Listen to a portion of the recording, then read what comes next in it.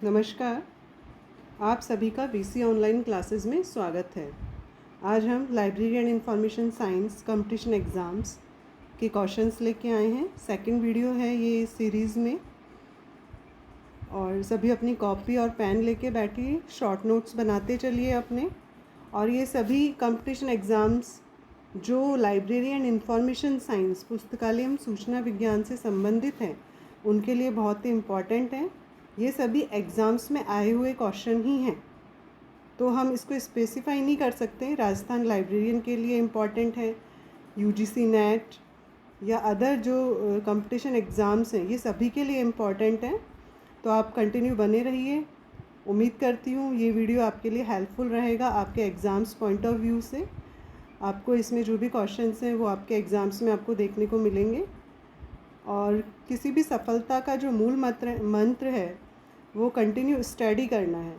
तो आप अपना स्टडी कंटिन्यू रखिए, निरंतर अपना प्रयासरत रहिए अपनी सफलता को पाने के लिए। और लाइब्रेरी एंड इंफॉर्मेशन साइंस पुस्तकालय एवं सूचना विज्ञान से संबंधित जितने भी आपके एग्ज़ामिनेशंस के पेपर हैं, ये मत देखिए कि वो राजस्थान लाइब्रेरियन का है, चाहे वह के सेट है, एम सेट है, सेट के एग्ज़ाम्स के क्वेश्चन पेपर्स हैं, यूजीसी नेट के हैं या राजस्थान लाइब्रेरियन के हैं। सभी एग्ज़ाम्स के पेपर चाहे लाइब्रेरी एंड इंफॉर्मेशन साइंस से रिलेटेड हैं, उन्हें आप सभी सॉल्व करते चलिए। ये मेरे पर्सनल एक्सपीरियंस हैं जो मैं आज आपके साथ शेयर कर रही हूँ। ठीक है, तो हम फर्स्ट क्वेश्चन लेते हैं। आज पहला क्वेश्चन आपके सामने, who introduced the term cyber space. Cyber space शब्द की शुरुआत किसने की थी? William Gibson, Donald Knuth, Bill Gates, आयरिश मिट्री। बताइए। तो साइबर स्पेस जो टर्म है उसकी शुरुआत की विलियम गिब्सन। विलियम गिब्सन इसका राइट आंसर है। ये अमेरिकी ऑथर हैं जिन्होंने अपनी शॉर्ट स्टोरी में बर्निंग क्रॉम, कौन सा था? Burning क्रॉम।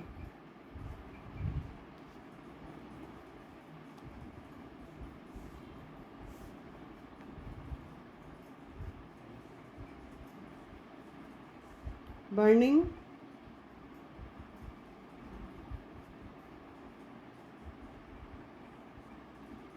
1982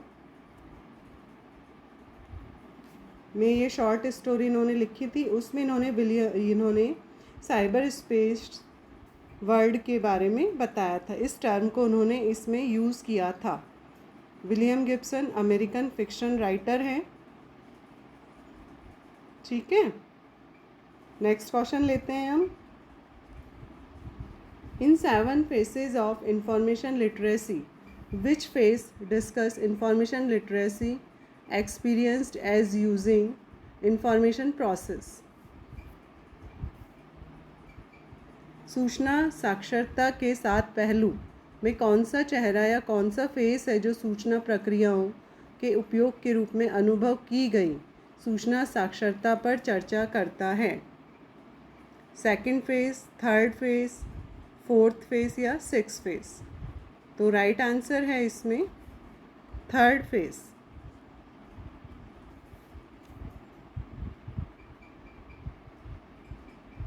seven faces of information literacy.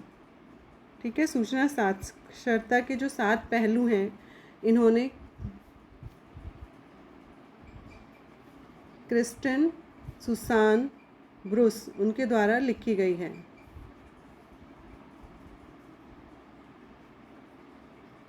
Kristen Sushan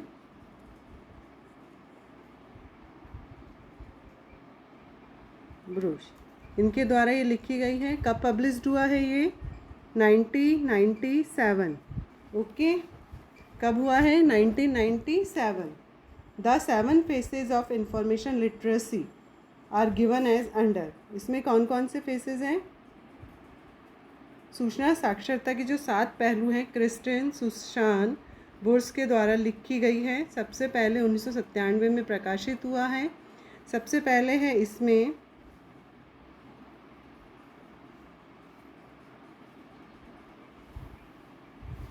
IT experience, IT अनुभव फर्स्ट है, आईटी एक्सपीरियंस या आईटी अनुभव। सेकंड है इंफॉर्मेशन सोर्सेज एक्सपीरियंस, सेकंड है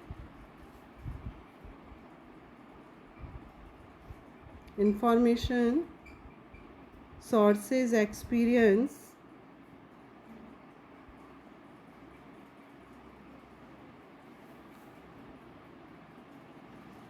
सूचना स्रोत अनुभव, थर्ड है सूचना प्रक्रिया अनुभव, इंफॉर्मेशन प्रोसेस एक्सपीरियंस।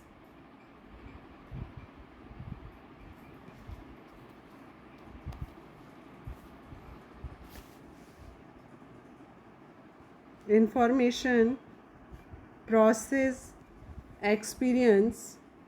फिर है इंफॉर्मेशन कंट्रोल एक्सपीरियंस, सूचना नियंत्रण अनुभव।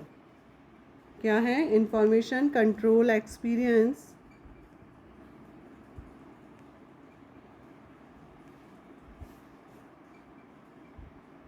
Information control experience.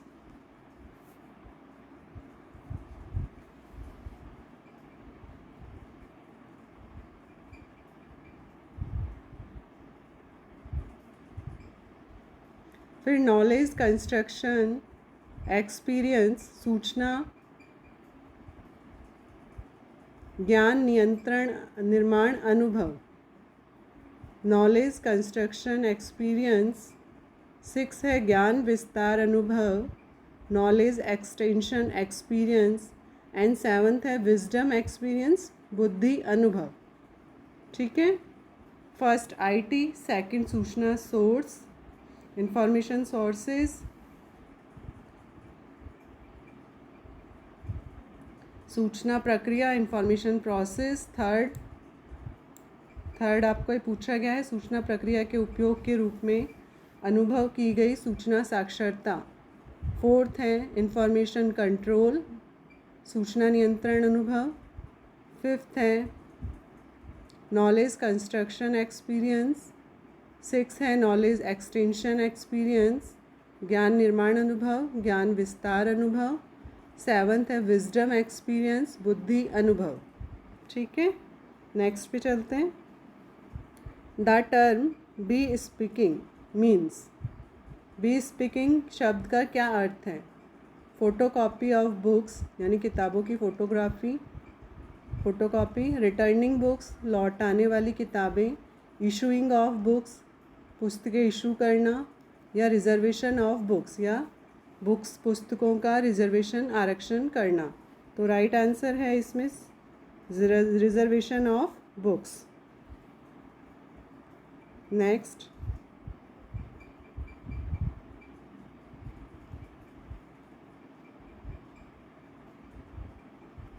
In big 6 information literacy model which skill discuss the information seeking strategies? Skill second, skill third, skill 4 and skill 5। Big 6 सूचना साक्षरता मॉडल में कौन सा कौशल सूचना प्राप्त करने की रणनीतियों पर चर्चा करता है? तो इसमें आंसर है skill 2। Skill 2 is right answer.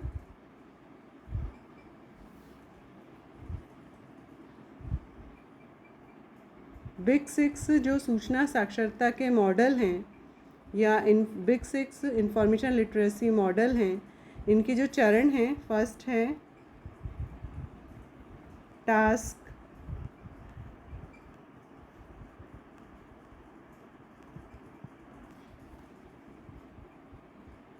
Task definition कार्य परिभाषा। सेकंड है इंफॉर्मेशन सीकिंग स्ट्रैटेजी, सेकंड है information seeking strategy. Information seeking strategy सूचना चाहने वाली रणनीतियाँ। थर्ड है लोकेशन एंड एक्सेस, थर्ड है लोकेशन एंड एक्सेस स्थान और पहुँच। फोर्थ है यूज़ ऑफ इंफॉर्मेशन, सूचना का उपयोग।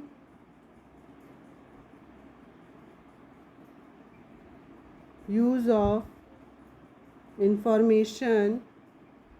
सिक्स है सिंथेसिस, संश्लेषण। सिंथेसिस, संश्लेषण। एंड सिक्स है इवैल्यूशन। इवैल्यूशन मूल्यांकन। Okay, next question. Geophysics has been formed as a result of lamination. Modes of formation of subjects, इसमें ये वाला क्वेश्चन इस टॉपिक से है। जियोफिजिक्स, जियोफिजिक्स बताइए राइट आंसर। भूभौतिकी का गठन किसके परिणाम स्वरूप हुआ है? लैमिनेशन, विलय, फ्यूज़न या विखंडन, फिजियन या एग्लोमरेशन। तो इसका अर्थ है फ्यूज़न।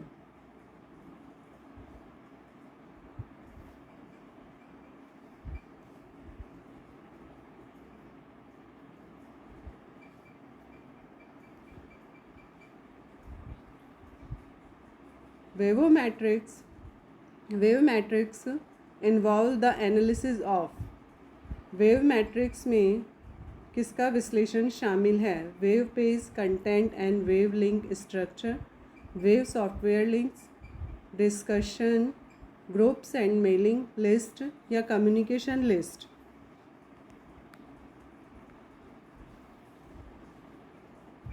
वेव पेज सामग्री या वेव लिंक संरचना, वेव सॉफ्टवेयर लिंक चर्चा समूह और मेलिंग सूचियाँ या संचार लिंक। तो राइट आंसर है web page, content and web link structure.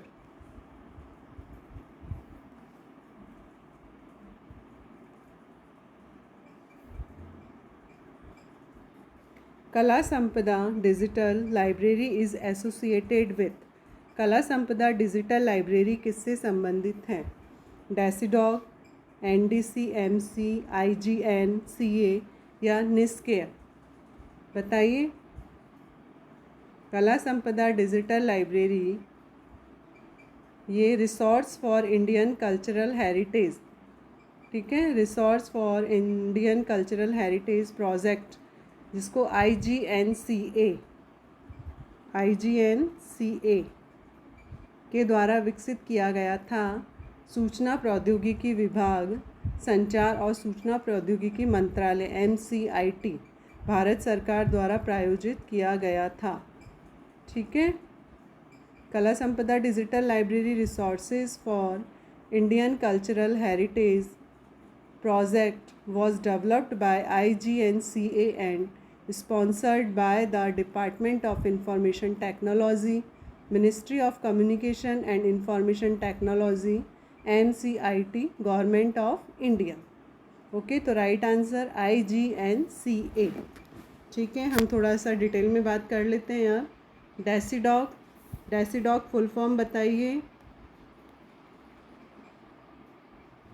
Defence scientific information and documentation centre.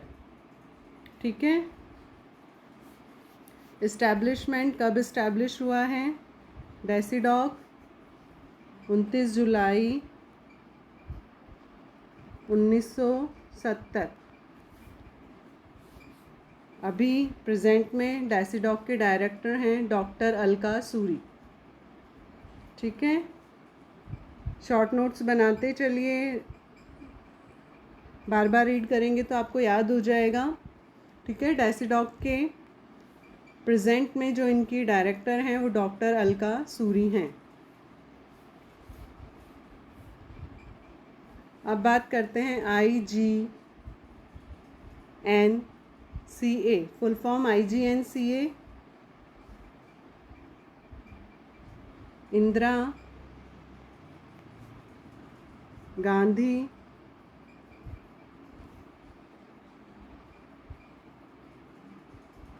National centre for the arts. कई बार एग्ज़ाम्स में फुल फॉर्म भी पूछ लिया जाता है। Indira Gandhi national centre for the arts कब फाउंडेड है?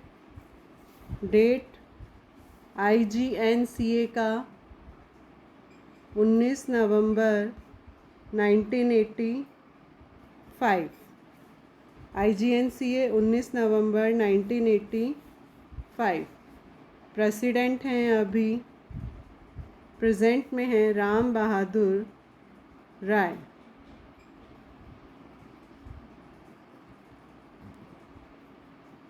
IGNCA की बात कर रहे हैं अपन, ठीक है। उसके बाद है NDCMC। NDCMC hybrid data collection है, approach for large scale using mobile element and hierarchical clustering, ठीक है। NDCMC हाइब्रिड डेटा कलेक्शन है।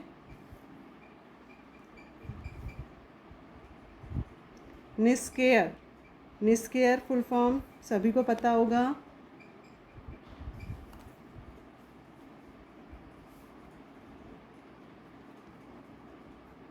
National Institute of Science Communication and Information Resources, ठीक है। NISCAIR full form National Institute of Science Communication and Information Resources. अभी इनके director हैं doctor Ranjana Agarwal. Doctor Ranjana Agarwal NISCAIR की director हैं। CSIR NISCAIR council of Scientific and Industrial Research, National Institute of Science Communication and Policy Research NISCPR। ये कहाँ पे located है? CSIR National Physical Laboratory NPL, founded 2002, ठीक है। Parent organisation CSIR Council of Scientific and Industrial Research. Next question, which among the following is free audio book site? निम्नलिखित में से कौन सी फ्री ऑडियो बुक साइट है? बताइए। इब्रेरी, वर्चुआ, लिब्रीवॉक्स या गूगल बुक्स? तो LibriVox is right answer. Free audio book site है लिब्रीवॉक्स। USA में फ्री ऑडियो बुक साइट है। कहाँ का है ये? USA।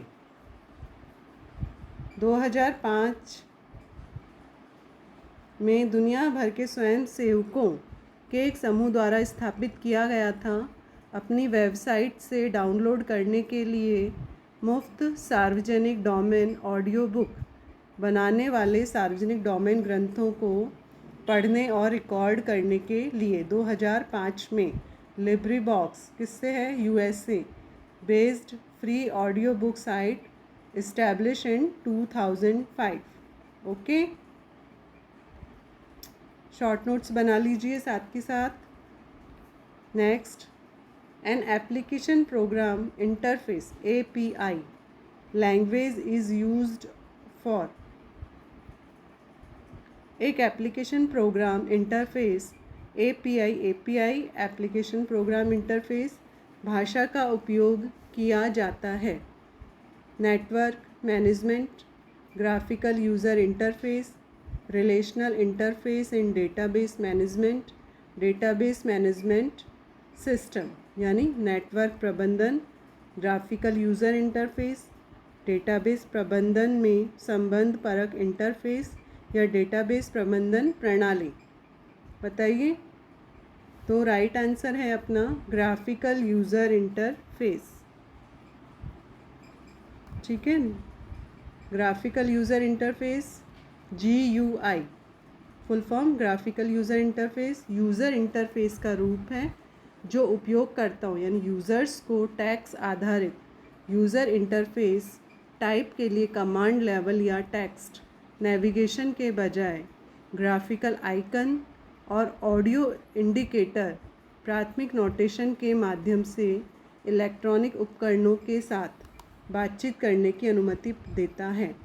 Graphical user interface is a form of user interface that allow user to interact with electronic device users interact कर सकता है electronic device से through graphical icons and audio indicator such as a primary notation and text based user interfaces type command level or text navigation. Okay, next, which is not पूछा जा रहा है अपने को, तो ये थोड़ा सा अपन क्वेश्चंस जब भी पढ़ें ध्यान से पढ़ें। हमसे क्या पूछा जा रहा है उसके बारे में हमें ध्यान में रखना है। Which is not an electronic thesis and dissertation database. Electronic thesis और डेजिटेशन डेटाबेस नहीं है।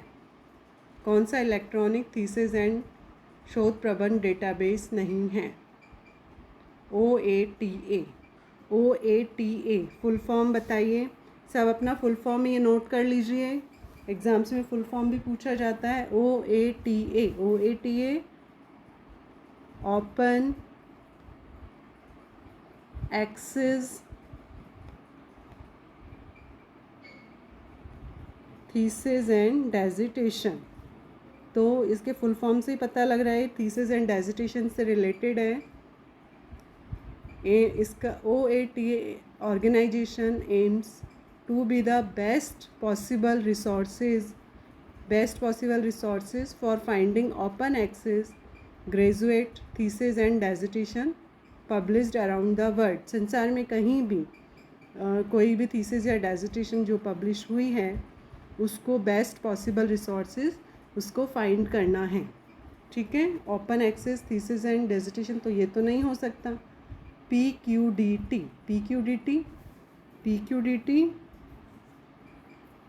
फुल फॉर्म है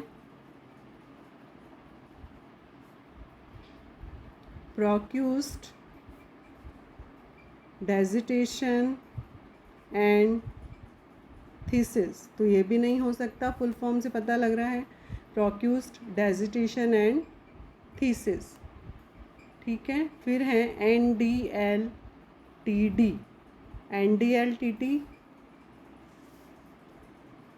NDLTD फुल फॉर्म क्या है?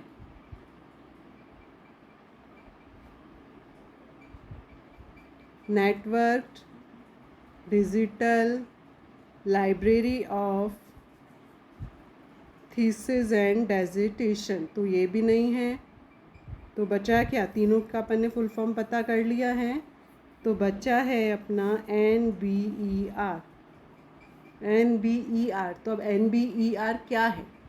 तीनों का हमें पता लग गया, OATD, PQDT और NDLTD। दोबारा फुल फॉर्म रिवाइज कर लेते हैं। OATD open access thesis and dissertation, PQDT ProQuest dissertation and thesis, NDLTD network digital library of thesis and dissertations. तो NBER है National bureau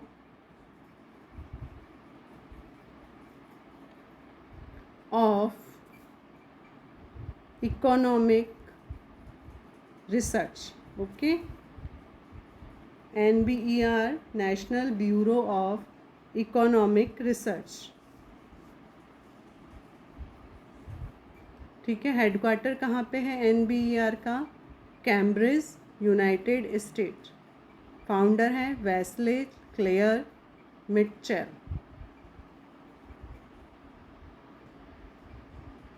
Wesley Clair Mitchell, founded 1920। बात कर रहे हैं NBER। ओके, NBER की बात कर रहे हैं अपन। सभी के बारे में हमने डिटेल में बात की है। Next question, the wave address that acts as permanent identifier is स्थायी पहचानकर्ता के रूप में कार्य करने वाला वेव एड्रेस। बताइए URL uniform resources locator, DOI digital object identifier. ठीक है, इन सब के इनकी तो फुल फॉर्म्स आपको आती होंगी। URL uniform resources locator, digital DOI digital object identifier, PURL persistent uniform resources locator। Okay, persistence uniform resources locator। तो राइट आंसर है अपना PURL। persistent uniform resources locator is a location based in uniform resources locator that is used to redirect to the location of the requested web resources। ठीक है, persistent uniform resources locator स्थान आधारित uniform resources locator है जिसका उपयोग अनुरोधित wave संसाधन के स्थान पर पुनः निर्देशित करने के लिए किया जाता है।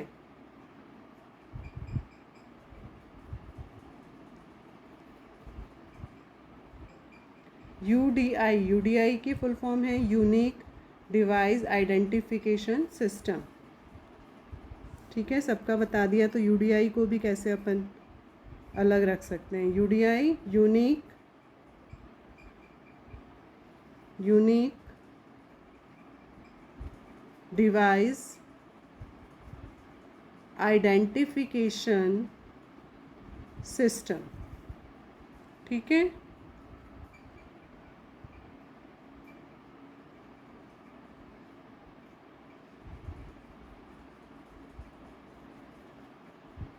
Next question, who maintains METS standard. METS मानक किसके द्वारा बनाया गया है। Library of Congress, W2 consortia, British Library या इफ्ला। मेट्स फुल फॉर्म क्या है मेट्स का।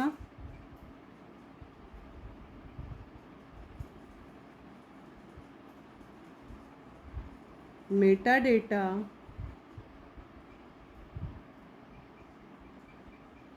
Encoding and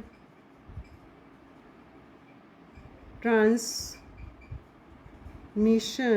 standard. ठीक है, metadata encoding and transmission standard. Structure for encoding descriptive, administrative and structural metadata developed by Library of Congress। ठीक है, developed by Library of Congress। Metadata encoding और transmission standard Library of Congress द्वारा विकसित encoding, वर्णनात्मक, प्रशासनिक और संरचनात्मक metadata के लिए संरचना है।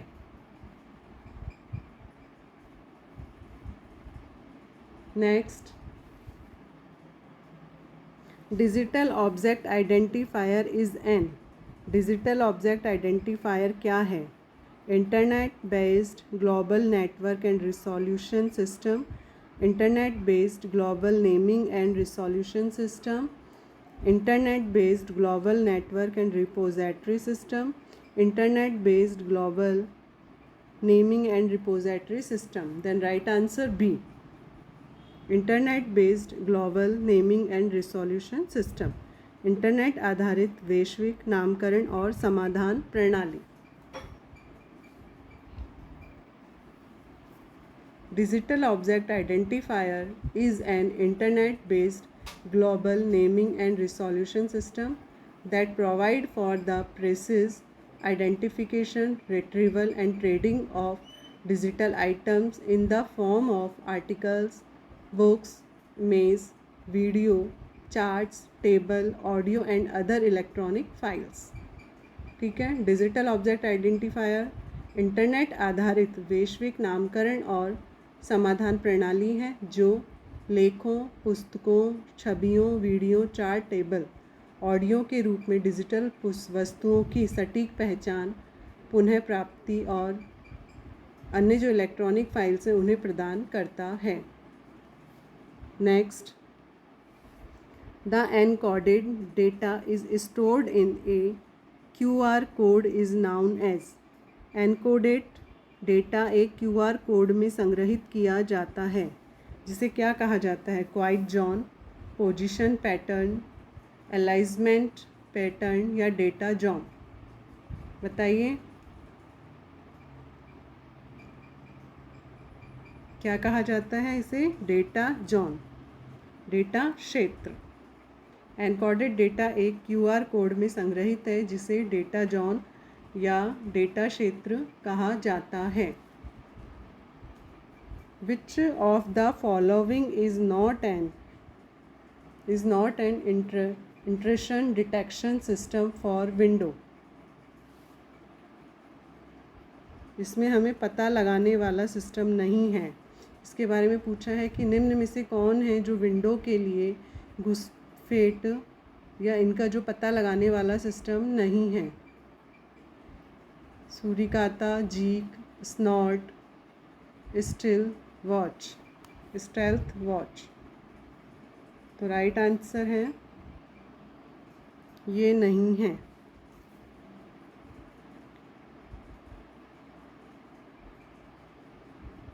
Interaction detection system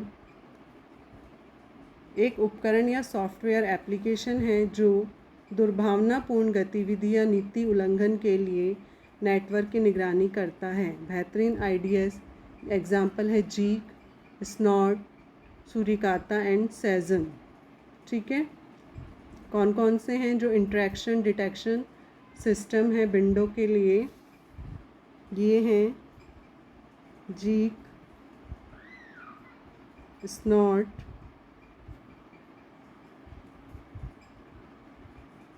सूरिकाता and Schezwan. ठीक है, next, which of the following is not true for Linux operating system? Not, निम्नलिखित में से कौन है जो लाइनेक्स ऑपरेटिंग सिस्टम के लिए सही नहीं है? मल्टी यूज़र कैपेबिलिटी, बहुउपयोगकर्ता क्षमता, कम्युनिकेशन संचार, नॉट सिक्योर सुरक्षित नहीं है, या मल्टीटास्किंग या बहु कार्य एक साथ में एक से ज़्यादा कार्य करने वाला सिस्टम। तो इसमें नॉट सिक्योर पता ही लग रहा है। Next, informatics was first proposed by. सूचना विज्ञान सबसे पहले किसके द्वारा प्रस्तावित किया गया है? S.C. Brooks, Otto Nacke, E.L. Egghe, Almind and Ingwersen. The term informatics was first advanced formally by the director of Vinity, A.I. Mikhailo, and his colleague A.I. Chennai and S.R. Gilyarsky. However, the term informatics was coined by Otto Necke on Western Germany in 1979. पहली बार औपचारिक रूप से विनिती के निदेशक A.I. Mikhailov और उनके सहयोगी A.I. चैर्नी and L.R.S. ग्लियोरेवस्की द्वारा किया गया था। हालांकि ये सूचना विज्ञान शब्द है 1979 में पश्चिमी जर्मनी के ऑटो नाचे द्वारा गढ़ा गया था। ठीक है, मैंने हिंदी और इंग्लिश दोनों में इसको कर दिया है, तो दोनों ही मीडियम के स्टूडेंट्स के लिए इम्पॉर्टेंट है, उन्हें समझ में आएगा। Next, which of the following is a method for enabling authentication based on the URL? URL के आधार पर प्रमाणीकरण को सक्षम करने के लिए निम्न में से कौन सी विधि है? किसी समूह का चिन्ह, कर्बरॉज, अंगुली का हस्ताक्षर, डिजिटल सिग्नेचर या रेफरिंग यूआरएल। तो राइट आंसर है इसमें referring URL. Referring URL is method for enabling authentication based on the URL of the source which provided the link. Referring URL authentication works by using the address of a secure page URL. इसके आधार पर प्रमाणीकरण को सक्षम करने के लिए विधि है referring URL। Referring URL link प्रदान करने वाले स्रोत URL के आधार पर प्रमाणीकरण को सक्षम करने की एक विधि है। Next, which of the following are the features of H index? Mathematically simple index है। कौन सा है? H इंडेक्स की हमें विशेषताएं बतानी हैं।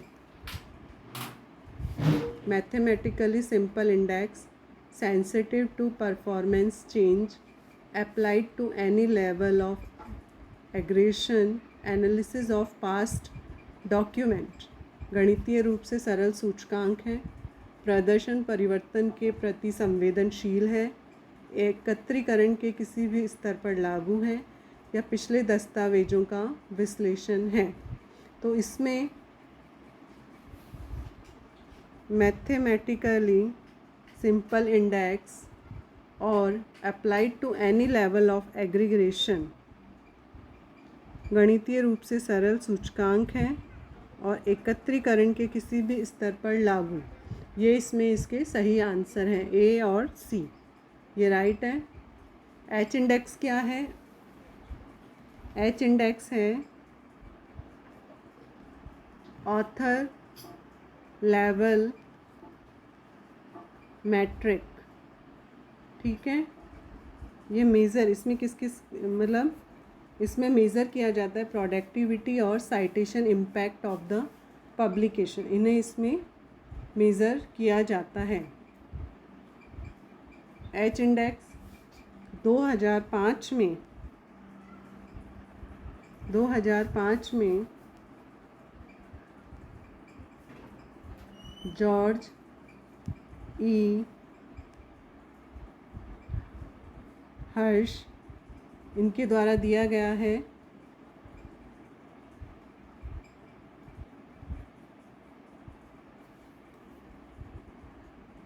ठीक है, 2005 में ये H जो वर्ड है, H इंडेक्स इसी से ही लिया गया है।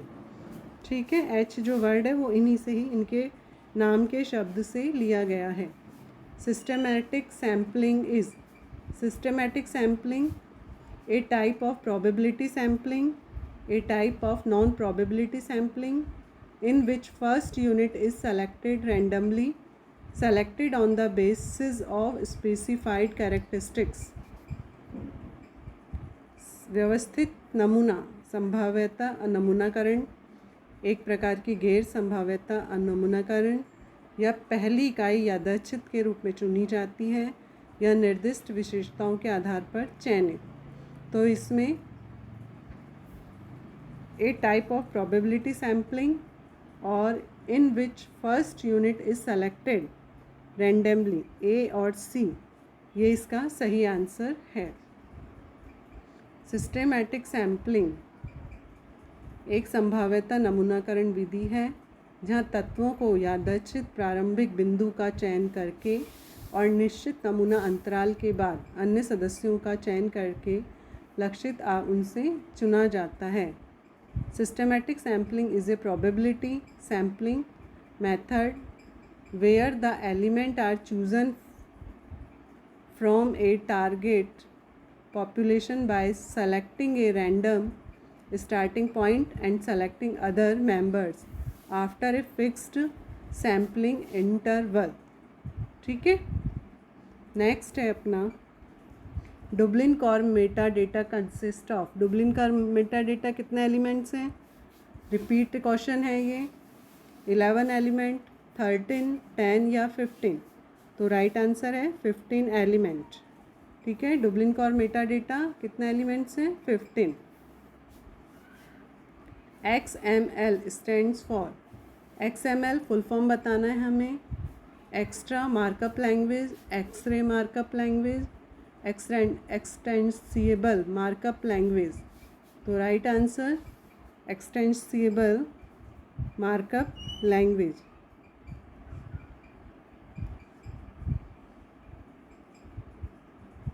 Extensible markup language.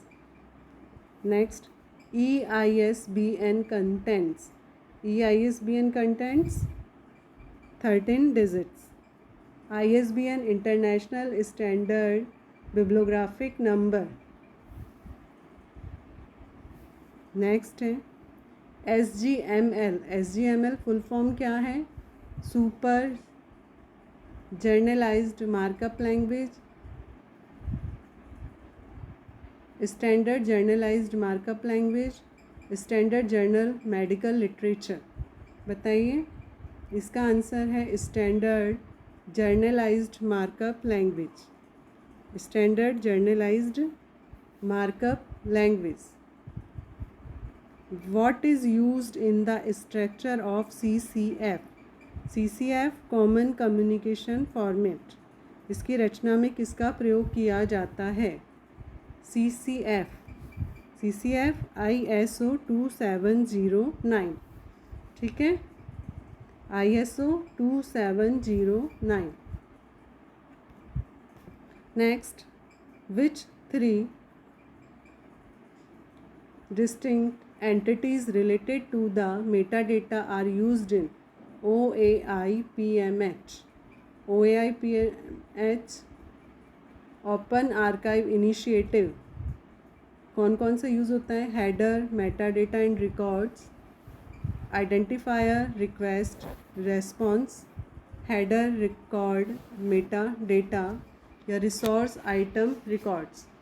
Right answer resource item record, संसाधन आइटम और records. The GMD journal material designation in a cataloging entry according to AACR second Anglo American cataloging rules। इसका ईयर है 1978। Revised edition is given after the title proper, after the statement of responsibility, before the title या before the statement of responsibility. Right answer है इसका after the statement of responsibility.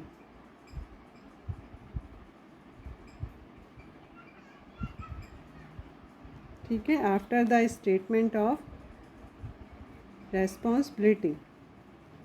ठीक है, Anglo American cataloguing rules में GMD journal material designation, इसको कहाँ पे लिखा जाता है, ये आपसे पूछा गया है इसमें। नेक्स्ट है OCLC project, online computer library center project, MARC machine readable catalogue project are the example of cooperative storage of material, cooperative acquisition of material, cooperative processing of material, cooperating sharing of material। Right answer है cooperative processing of material। ठीक है, C is right answer, cooperative processing of material, सामग्री का सहकारी प्रसंस्करण।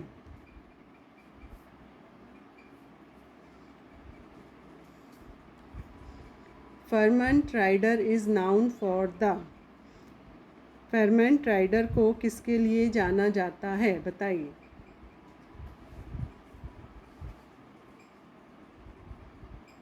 International classification, UDC uniform, UDC universal decimal classification, Henri Fontaine and Paul Otlet के द्वारा दिया गया है। Subject classification J.D. Brown, James Duff Brown. ठीक है, नेक्स्ट क्वेश्चन है अपना, in structuring universe of subject dichotomy and polychotomy is attempt by and respectively. विषय के ब्रह्मांड की संरचना में द्विविभाजन और पॉलीकोटोमी का प्रयास किसके द्वारा किया गया?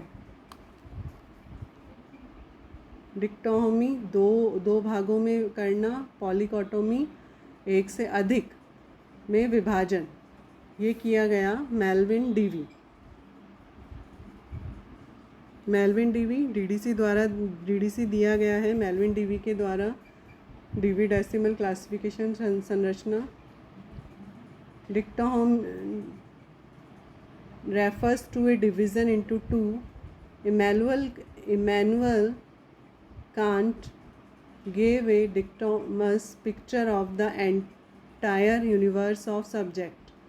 Polychotomy refers to a division into many. In 1893, C.A. Cutter in expansive classification introduced polychotomy in a limited way by stipulating the number of division to be 20, है ना।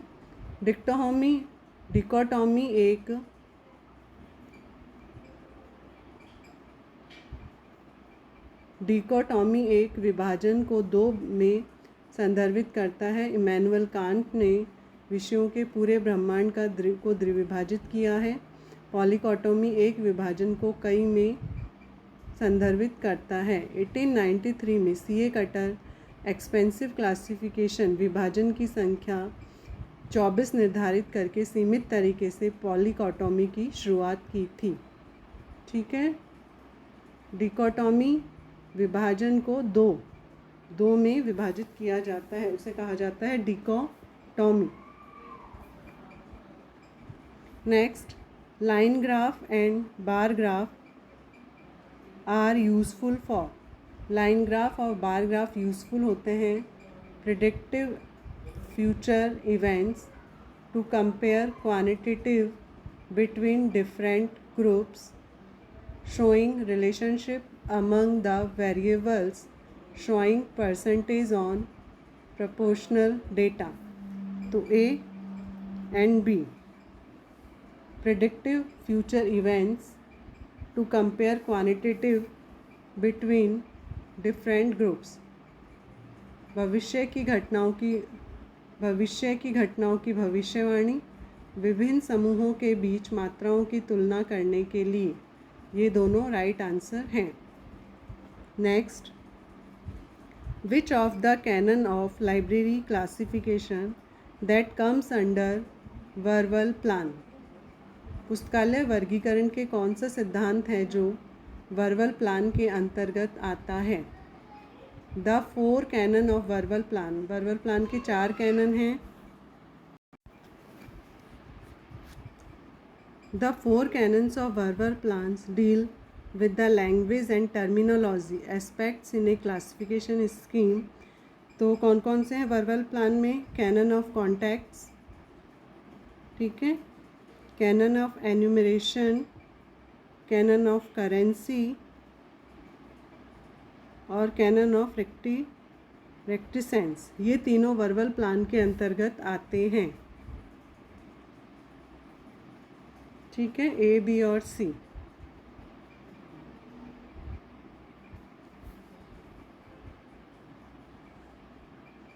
संदर्भ, मुद्रा एंड मितव्ययता, इनके सिद्धांत वर्बल प्लान के अंतर्गत आते हैं। Canon of contexts, canon of currency, canon of reticence. Next, which of the following are the type of factors study under ANOVA ANOVA? Fixed, frequency, calculated या रैंडम। एनोवा के अंतर्गत कौन कौन से कारक हैं जिनका अध्ययन किया जाता है? सबसे पहले ANOVA developed by statisticians and evaluation biologist Ronald Fisher. किसके द्वारा दिया गया है? Ronald Fisher. Full form ANOVA analysis of variance. Analysis of variance. There are two type of factor. Fixed effect and random effect. ठीक है, fixed factor and random effect. Fixed आ गया और रैंडम आ गया। ठीक है, एनोवा किसके द्वारा डेवलप्ड किया गया है? रोनाल्ड फिशर के द्वारा। Analysis of variation full form है। टू टाइप ऑफ फैक्टर है, fixed effect and random effect. Analysis of variation ANOVA statistical formula used किया जाता है। Compare variance across the means average of different groups. ठीक है, next इसमें right है fixed और random. Hypothesis is a. Hypothesis क्या है? हाइपोथेसिस परिकल्पना। कोई भी रिसर्च वर्क या कोई भी हम रिसर्च करते हैं तो सबसे पहले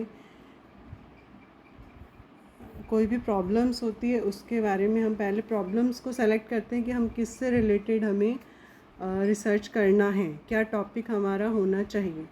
तो हाइपोथेसिस एक परिकल्पना है जो पहले उसको हाइपोथेसिस रिसर्च से पहले बनाई जाती है, जो कि सॉल्यूशन टू द प्रॉब्लम ये नहीं है कि किसी भी समस्या का समाधान परिकल्पना नहीं होता है। स्टेटमेंट ऑफ एज्यूमिनेशन धारणा का बयान। एज्यूम पहले हमें एज्यूम करना होता है, तो ये इसका सही है। स्टेटमेंट टू बी टेस्टेड, कोई भी स्टेटमेंट है उसे टेस्ट किया जाता है, तो B and C is right answer. परिकल्पना समस्या का समाधान नहीं है, एक धारणा है, एज्यूमिनेशन है और उसको टेस्ट किया जाता है। Next, the main purpose of book selection is to provide the right book to the right reader and the right time. किसने ये कोटेशन दिया है? Francis Drury, H.E. Bliss, Melvil Dewey या C.A. कटर। तो right answer है इसका Francis ड्यूरी।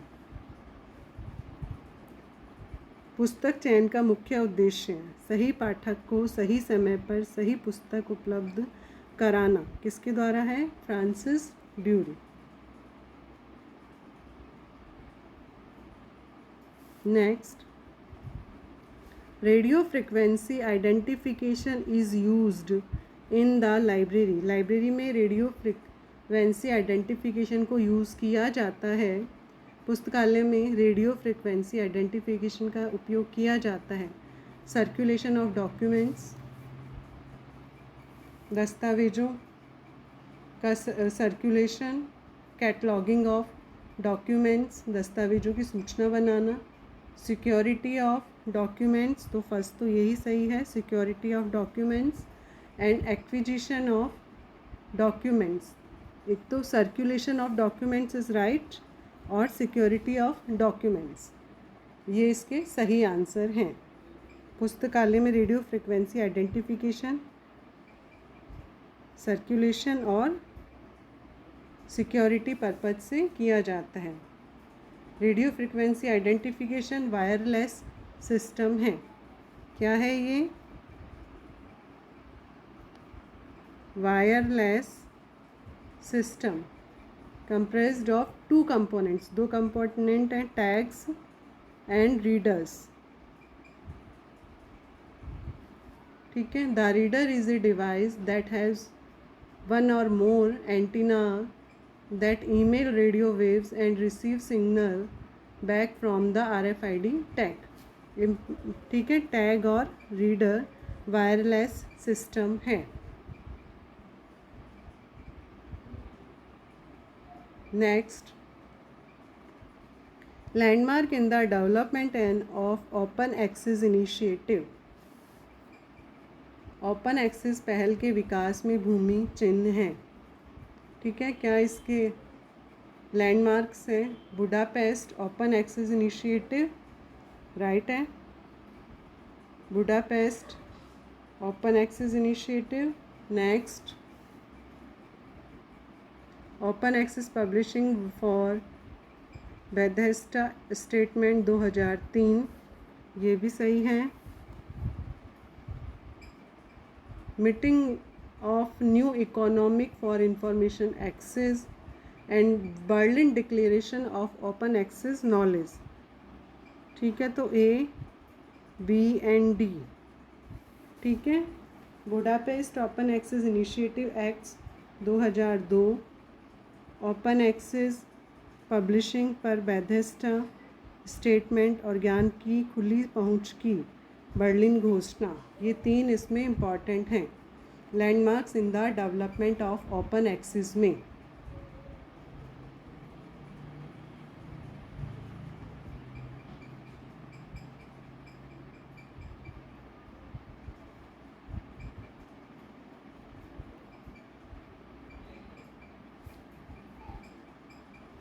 Next, digital ऐप प्रचलन का अर्थ है. डिजिटल ऑब्सोलेसेंस मीन्स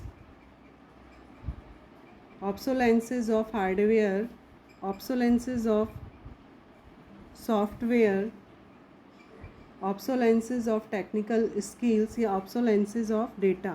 तो right answer A, B and D. A, B and D इसका राइट है. हार्डवेयर का अप्रचलन, सॉफ्टवेयर का अप्रचलन और डेटा का अप्रचलन. Digital obsolescence is a situation in which digital resources cannot be read or anymore either because physical medium that contains it is no longer in use of hardware or software which executes it is not available is known as digital obsolescence. ठीक है, digital प्रचलन. Digital अप्रचलन एक ऐसी स्थिति है ना. Digital अप्रचलन एक ऐसी स्थिति है जिसमें डिजिटल संसाधन उसको पढ़ा नहीं जा सकता है या तो क्योंकि भौतिक माध्यम इसमें यह शामिल है, अब उपयोग में नहीं है. हार्डवेयर सॉफ्टवेयर जो इसे निष्पादित करता है वह उपलब्ध नहीं है. डिजिटल अप्रचलन के रूप में जाना जाता है. Next, which of the following limitations lead to change in organizational hierarchy to inverted pyramid structure.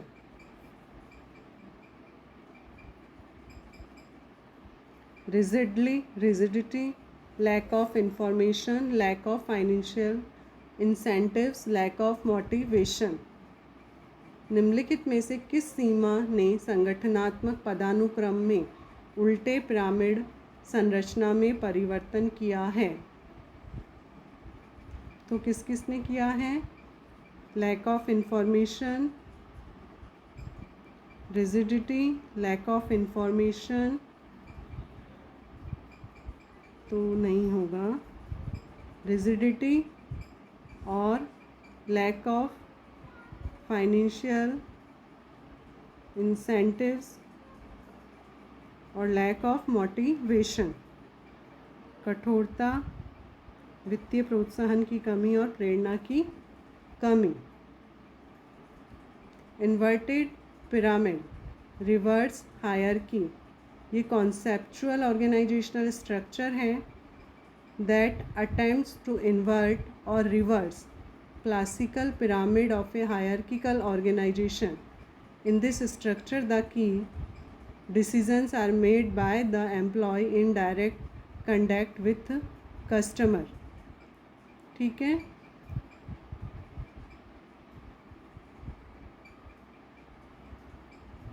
Term जो इन्वर्टेड पिरामिड है ये किसके द्वारा दिया गया है?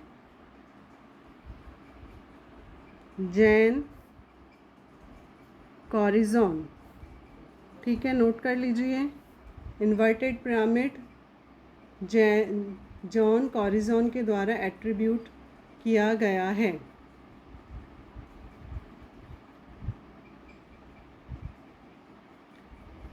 उल्टा पिरामिड रिवर्स पदानुक्रम वैचारिक संगठनात्मक संरचना है जो पदानुक्रमित संगठनों उनके शास्त्रीय पिरामिड को उल्टा या उल्टा करने का प्रयास करता है।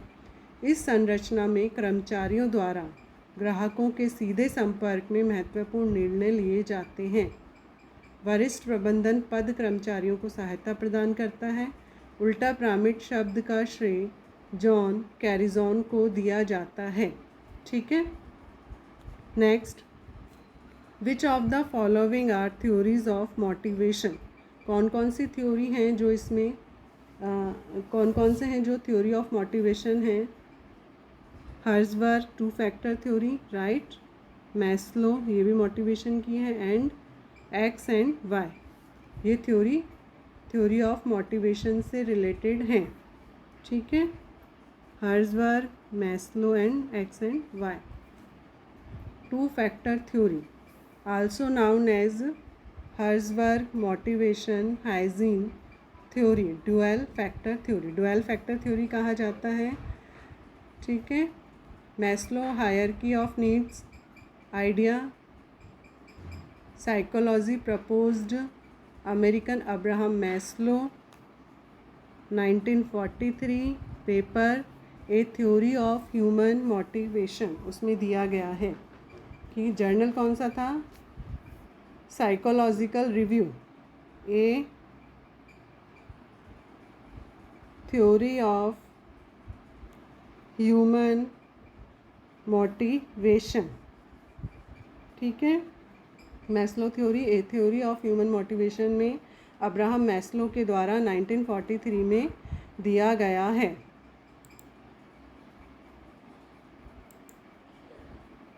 इसमें मैस्लो हायरार्की ऑफ नीड्स में फिजियोलॉजिकल नीड्स पिरामिड शेप में है। First physiological needs, food, water, warmth, rest. Second safety needs, ये दोनों बेसिक नीड्स में आते हैं।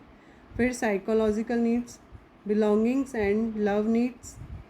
फिर है एस्टीम नीड्स, ये दोनों साइकोलॉजिकल नीड्स में हैं। फिर self actualization, self fulfilment needs. Okay, physiological, safety, belonging and love needs यानी social, esteem and self actualisation.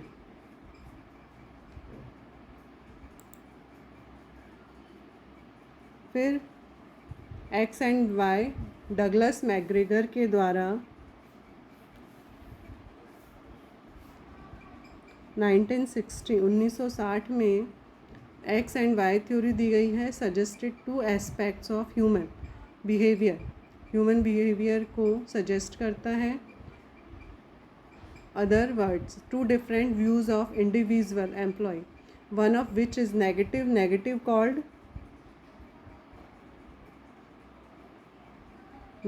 called X theory and positive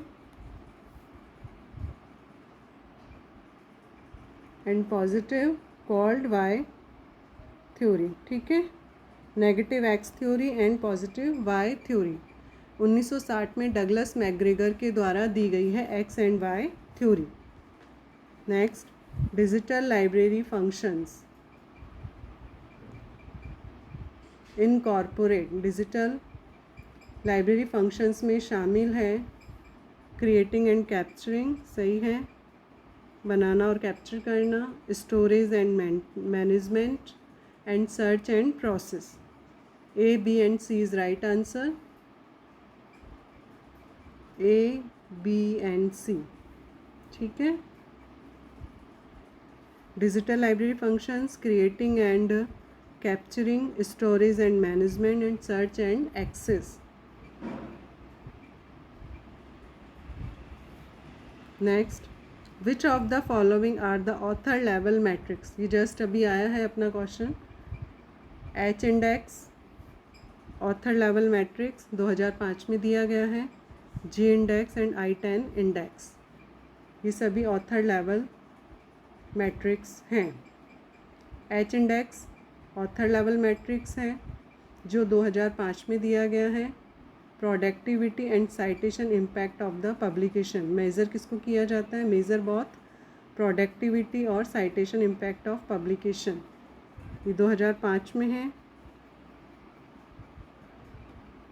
ji index 2006 में है। लियो एजे। I10 index, the number of publication at least 10 citation होना चाहिए। Number of publication में 10 citation is come से कम 10 citations तो होने चाहिए। I10 index was created by, किसके द्वारा किया गया create? Google Scholar as an index to rank author impact. Okay, H index, G index and I10 index. Next, what are the 3 levels of management? 3 level management के कौन कौन से हैं? First, secondary and third, primary, secondary and tertiary, top, middle and operational. शीर्ष, मध्य और परिचालन is right answer. Top, middle and operational. Next, which of these is an e publisher, इसमें से कौन सी थीसिस का जो ई पब्लिशर है? फ्लिपकार्ट, इन्फीबीम, अमेज़न या इब्रे? तो इसमें इब्रे इज़ राइट आंसर, ये ई पब्लिशर है। University library budget approved by, किसके द्वारा यूनिवर्सिटी लाइब्रेरी बजट, विश्वविद्यालय पुस्तकालय बजट किसके द्वारा अप्रूव किया जाता है? UGC, executive counselling, library committee या academic counselling? Library committee is right answer. पुस्तकालय समिति के द्वारा विश्वविद्यालय पुस्तकालय बजट को अनुमोदित किया जाता है। Next, codex system is devised for keeping, codex system प्रणाली किसको रखने के लिए तैयार किया जाता है? Records of books, records of manuscripts, records of periodical या records of maps? Then right answer records of periodical, record पत्रिकाओं का रिकॉर्ड रखने के लिए किया जाता है। Next, fundamental elements of management is known as, fundamental elements P planning, O organising, S staffing, D directing, CO cooperative, R reporting and B busting. POSDCORB, ठीक है, POSDCORB. Right answer POSDCORB, fundamental elements of management. POSDCORB किसके द्वारा दिया गया था? Luther Gulick, ठीक है। POSDCORB, Luther Gulick. Next, Douglas McGregor is known for the, Douglas McGregor किसके द्वारा जाने जाते हैं? अभी आया था theory X and Y, theory X negative and theory Y positive, 2 factor theory, management grid, that right answer theory X and Y. The member secretary of the university library committee is, विश्वविद्यालय पुस्तकालय समिति के सदस्य सचिव हैं registrar, vice chancellor, university librarian या subject expert? तो right answer है यूनिवर्सिटी लाइब्रेरियन। विश्वविद्यालय पुस्तकालय समिति के सदस्य सचिव हैं। नेक्स्ट, आर्ग्रेस किसके लिए जाना जाता है? Argyris, theory of motivation, X and Y theory, scientific management and immaturity and maturity theory. अपरिपक्वता, परिपक्वता, ये इम्यूनिटी एंड मैटरिटी थ्योरी के लिए एग्रिस ये जाने जाते हैं। X and Y Douglas McGregor, scientific management F.W. Taylor. Agris is best known for his theory in collaboration with the late philosophy scholar Donald, नाम ध्यान में रख लीजिएगा, डोनाल्ड शहॉन, ठीक है, on the 2 types of learning, single loop and double loop. ठीक है, 2 type learning क्या होता है? Single loop and double loop. Argyris इसके द्वारा दिया गया है। ठीक है, उम्मीद करती हूँ आपको ये वीडियो अच्छा लगा होगा, आपके एग्ज़ाम्स पॉइंट ऑफ व्यू से बहुत ही इम्पॉर्टेंट रहा होगा, आपको बहुत ही आपको इन्फॉर्मेशन इसमें सीखने को मिली होंगी। कॉपी पेन लेके बैठिएगा, हमेशा अपने शॉर्ट नोट्स बनाते चलिए कि कौन सी थ्योरी कब दी गई है, किसके द्वारा दी गई है, फुल फॉर्म है, इसी तरह के क्वेश्चंस एग्ज़ाम्स में आते हैं, MCQs। ठीक है, okay, take care, continue study कीजिए। Thank you very much.